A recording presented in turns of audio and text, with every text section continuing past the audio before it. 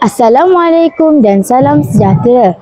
Bersiaran secara langsung dari Dewan Seri Sultan, saya Nazratul Redha binti Muhammad Syamuddin membawakan liputan khas i3 TV TVPSS sempena program School Attack 3.0 Brainy Maths Day. Hari ini, murid tahun 4 dan 6 berkumpul untuk menyertai pelbagai aktiviti matematik yang menyeronokkan, seperti sesi ice breaking, Math Challenge Zone 1 dan Math Challenge Zone 2. Program ini bukan sahaja menguji ketajaman minda, malah menggalakkan kerjasama dan penerokaan idea baharu dalam pembelajaran matematik. Teruskan mengikuti liputan kami sepanjang program berlangsung.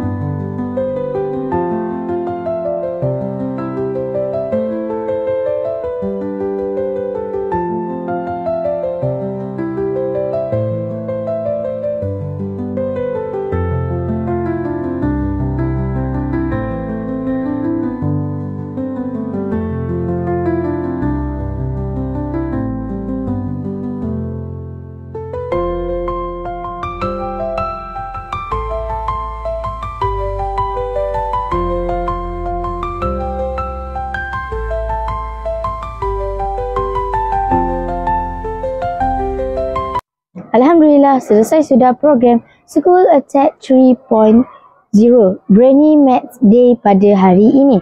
Tahniah kepada semua peserta atas penyertaan yang begitu aktif dan penuh semangat.